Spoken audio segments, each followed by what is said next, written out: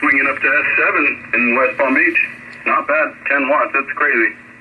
Yes, sir. I had a friend drop by a 705. I'm interested in buying one, so I need to test drive. Yeah, you gentlemen are 20 over as always. Beautiful weather here. We're keeping an eye on the storm. I know it's not going to come near us, but when that thing grows, we're afraid maybe it may brush us a little bit over. I missed that. Did anybody else pick it up? Yep, Tony, you're giving me, this is Mike, KQ4FPS. Yeah, you're giving me about an S8, fluctuating between 7 and an 8, on 5 watts, unbelievable.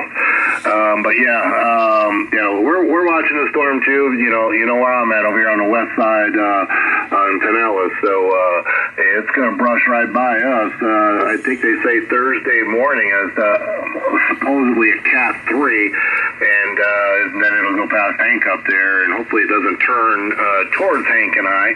But because if it hit this metropolis area, Tampa Bay area, man, it'd be catastrophic.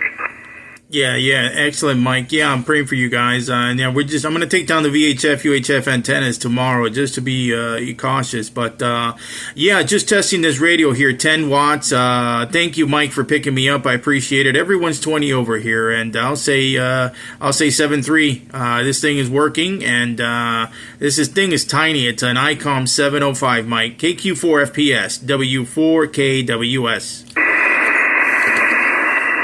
Tony, that definitely sounds like a good field day radio for you, that's for sure. All right, man, good hearing you, and keep your head on the swivel down there, that's for sure, because I know I will be.